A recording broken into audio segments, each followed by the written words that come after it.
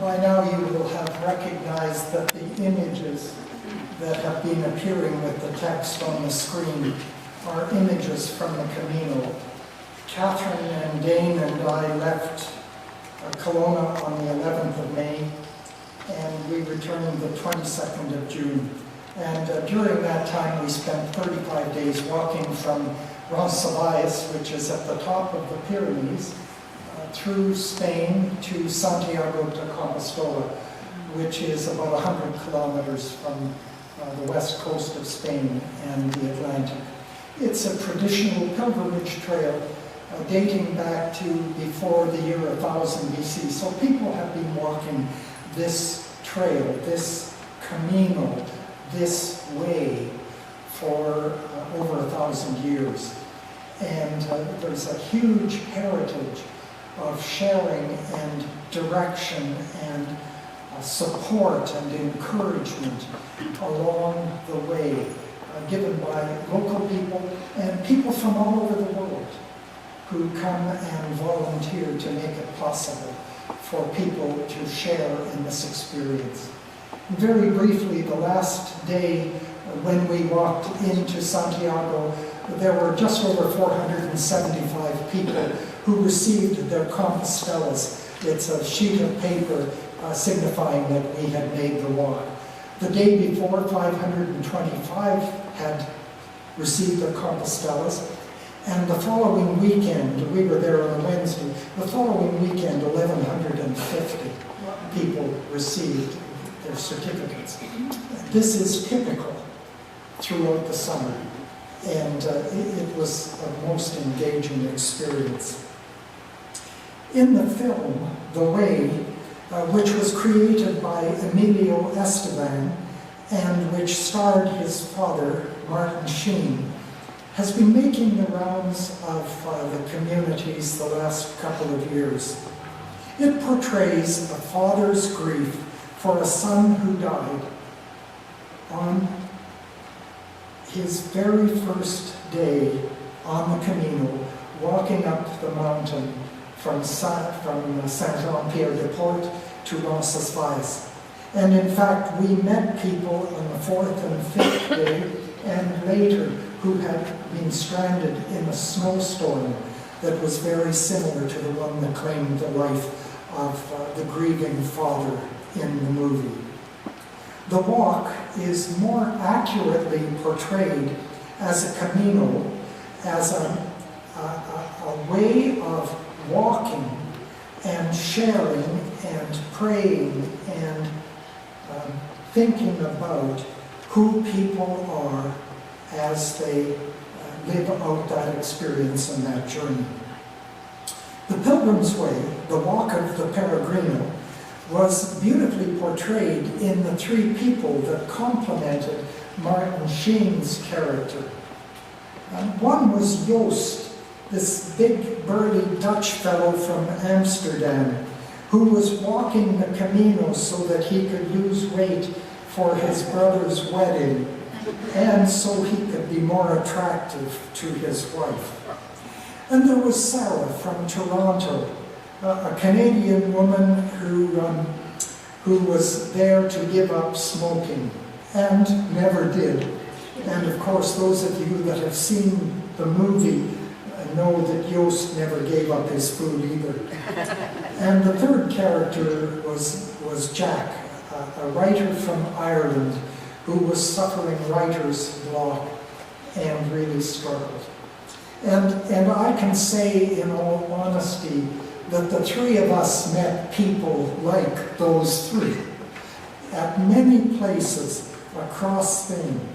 We met people who portrayed the living embodiment of the journey.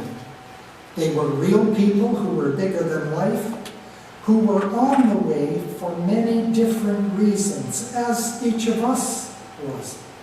Walking as peregrinos because they were on a religious quest. They were seeking to deepen their personal faith commitments to the holy. There were people walking for spiritual reasons, those who were seeking to outline the contours of their faith.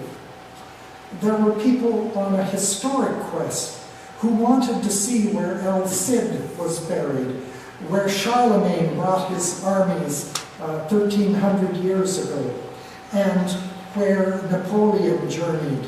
One of the routes up the mountain is called the Napoleon Route. They came to see castles and cathedrals, the Roman roads, and all of the other very interesting historic things.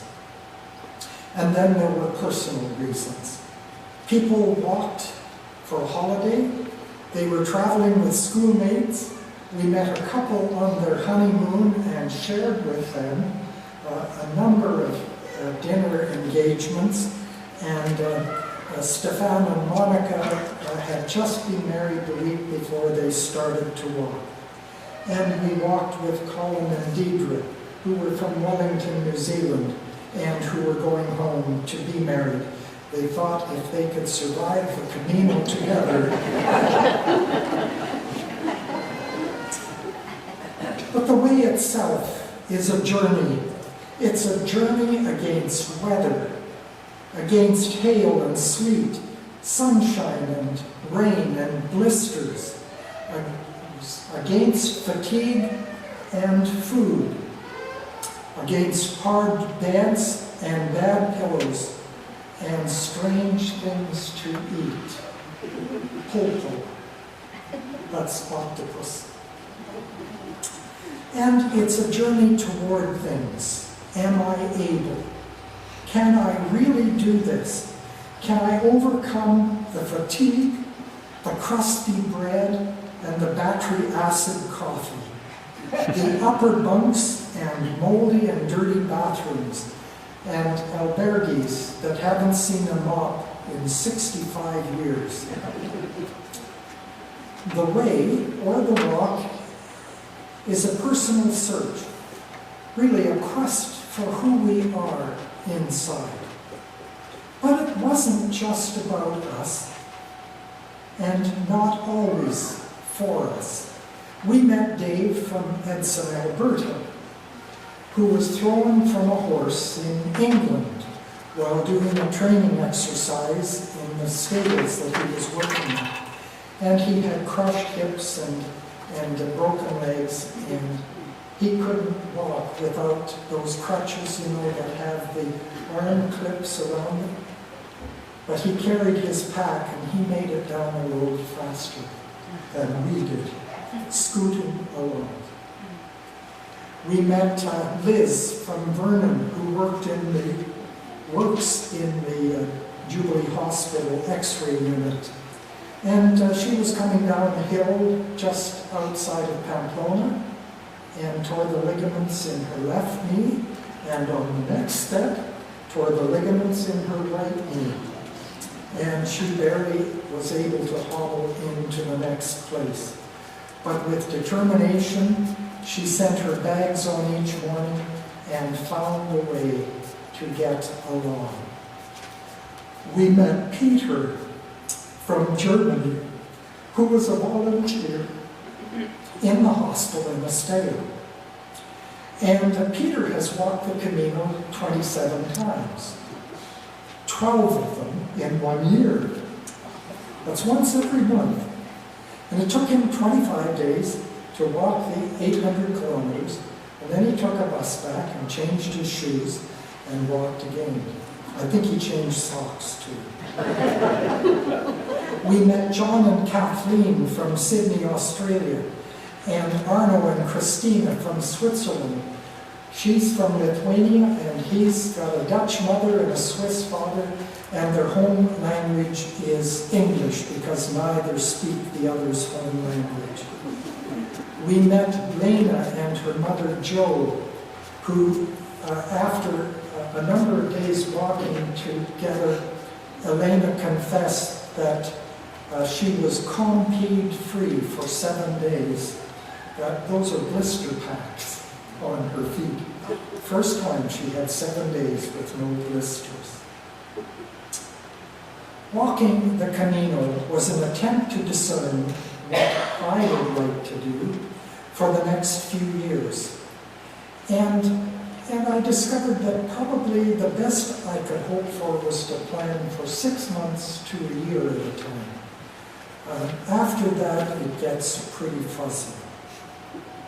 I wanted to think out a way to clean up the messes I've created over the past 35 years. And you know what the solution is? You take a half an hour every day to clean up a mess you made. And in 52 weeks, you will have worked for 180 hours to clean up your messes. Do you think you could do that? Yeah. And then finally, what I think was for me the most important desire of the Camino was to discern where the working of God was in my experience at that time and at that place. To walk with a consciousness of the beauty that surrounded us, the flowers in the ditches and the people we met, and the high experiences of quiet moments and the low experiences of fatigue and hunger. For all of us, I believe it was a walk of faith, and I hope it was an opportunity to discern God's call during that time. Now the second part of this is a way. A way, our way. In the early centuries of the Christian church, followers who became disciples of Jesus, both the men and women, saw themselves as followers on the way of Jesus. And for all of them, it was a new way, a radical departure from the mystic religions of Egypt and Rome and Greece. A way was an exciting discovery that God's realm was right where they were, in the midst of their own life. And they adopted a way that was like that mustard seed, so tiny and sometimes invisible, and yet at the best times providing shelter and shade and a place for the birds to be. A way was into the presence of God wherever they were, in the flowers on the roadside and the fog on the mountaintop. They were in the presence of God, in the bottle of ice-cold water, and in the warm hug of someone that they met along the way. A way was opened by a gracious act by a stranger and by a curious Australian asking if Sergeant Preston of the Yukon was really alive and well with us. And when I assured him that I was, and was still chaplain to the local Preston of the Yukons, he was totally delighted. And then there was lots of time to think about Yahweh, the Hebrew word for God. Here's the word for creator, the giver of life, the mother hen nurturing her brood, the father and mother of all of us.